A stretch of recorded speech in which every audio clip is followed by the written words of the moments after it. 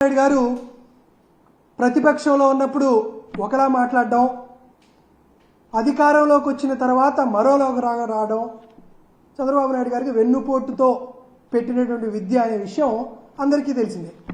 దానికి మరొక వాస్తవ ఉదాహరణనే ఈరోజు మీ ముందుకు తీసుకురావాలనుకుంటున్నాను. చంద్రబాబు నాయుడు గారు ప్రతిపక్షంలో ఉన్నప్పుడు నీతి ఉండాలి, నిజాయితీ ఉండాలి, అకౌంటబిలిటీ ఉండాలి, ట్రాన్స్పరెన్సీ ఉండాలి, టెక్నాలజీ ఉండాలి, ఎఫిషియన్సీ ఉండాలి అని ఎన్నో రకాల వ్యాఖ్యలు చేశారు.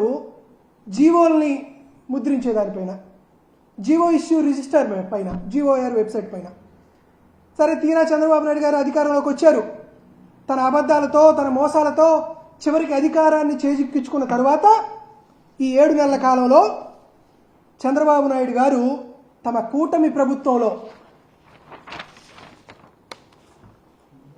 78 కాన్ఫిడెన్షియల్ ప్రభుత్వ ఉత్తర్వుల్ని ప్రజలకు తెలియకుండా, సమాజానికి తెలియకుండా, పత్రికలకు తెలియకుండా, మీడియా సమూహాలకు తెలియకుండా 78 రహస్య ఉత్తర్వులని ఆంధ్రప్రదేశ్ రాష్ట్ర ప్రభుత్వం